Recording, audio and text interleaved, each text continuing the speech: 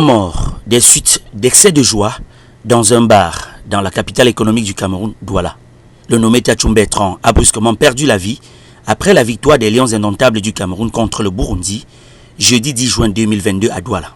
La tragédie s'est déroulée précisément en face du stade Sikam, dans le 5e arrondissement, où la victime s'est rendue personnellement pour regarder le match en présence d'autres citoyens.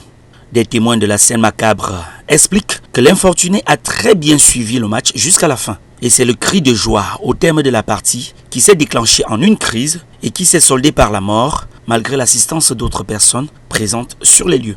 Une foule perplexe, des membres de famille inconsolables et des forces de maintien de l'ordre abasourdis. Le décès de Bertrand Tchatchoum a créé un climat de morosité dans ce coin chaud de la capitale économique du Cameroun et a voilé complètement la joie du succès que l'équipe nationale du Cameroun venait de commettre face à l'équipe du Burundi.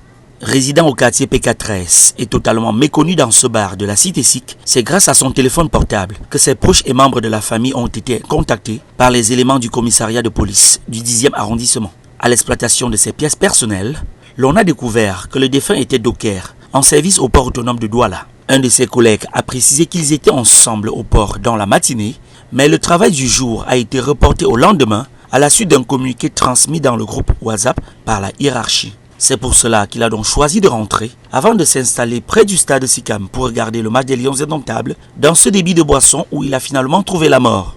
Sa moto, encore fermée et garée à l'emplacement initial, attendait désespérément son propriétaire. Sa famille, pratiquement inconsolable, espère trouver plus d'amples explications sur cette disparition sans aucun message d'adieu. Après le constat du commissariat du 10e arrondissement, de la brigade de recherche de Ndorbonne et du commissariat central numéro 2 de Douala-Bassa, la dépouille a été transportée à la morgue de l'hôpital de district de Lorbaba. Une enquête est ouverte par les autorités compétentes pour donner les causes exactes de cette mort subite survenue dans la capitale économique du Cameroun.